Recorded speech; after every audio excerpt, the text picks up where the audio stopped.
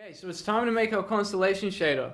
You might remember when I was making the star shader, I did two videos. The first one took about half an hour. That was when I was live coding the shader.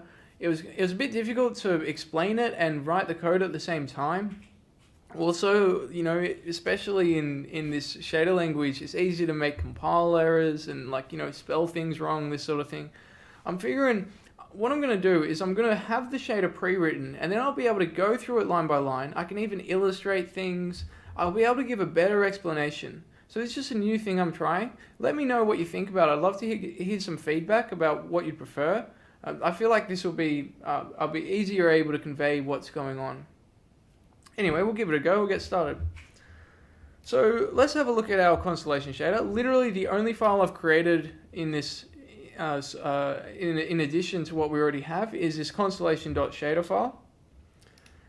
And okay, I'll just go through it line by line. First of all, we make the shader. Yep, we have two properties, line width.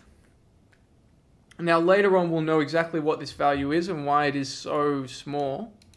But for now, yep, we have color as well. We're going to have the sub shader. It's going to be in the transparent queue. Of course, we're turning off Z-write, which means that if you want to draw a constellation in front of another constellation, or if you want to draw stars, a constellation behind another constellation, or stars behind the constellation, like if you wanted things to be a bit transparent, which again, this is also why we have our blending of whatever was already drawn behind the constellation. I know if I do this looks like in front to you. There's your constellation. There's something behind it here, and you're able to blend the two colors. That's what that line's doing. And now we're declaring our vertex, geometry, and fragment shaders, just like in the star shader. We're also going to be using our utility file, which is over here. And okay, so we've got our three very simple structures at the moment. Our vertex shader is about as boring as a vertex shader can possibly be. In fact, I believe that is literally the boringest vertex shader you could possibly have. Okay, and now for our geometry shader. This is where it gets a bit interesting. Let's have a look. Okay, so we're declaring our line width. Okay, we're saying we're giving out four vertices out, just like our billboards, except this is going to be a line, so it'll be a long rectangle. And we're passing in two. I'm wondering if I should point or highlight. I know the highlight is not very strong. We're passing in two vertices.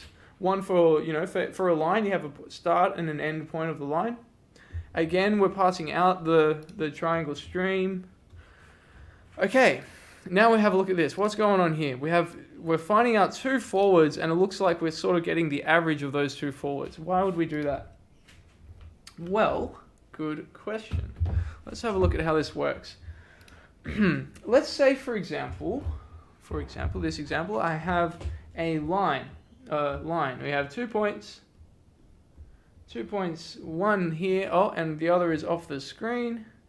I have 2 points. Start again. I have 2 points. Make a little note of where that line ends. Okay, that's where it ends. Okay, I have 2 points, and I want to draw them. Let's say we have a camera that's down here. Okay, so this is a top-down view of this line. Well, what I'm going to need is to draw. I'm just figuring out how to do this in 3D. What I'm going to need to do is I'm going to need to draw a quad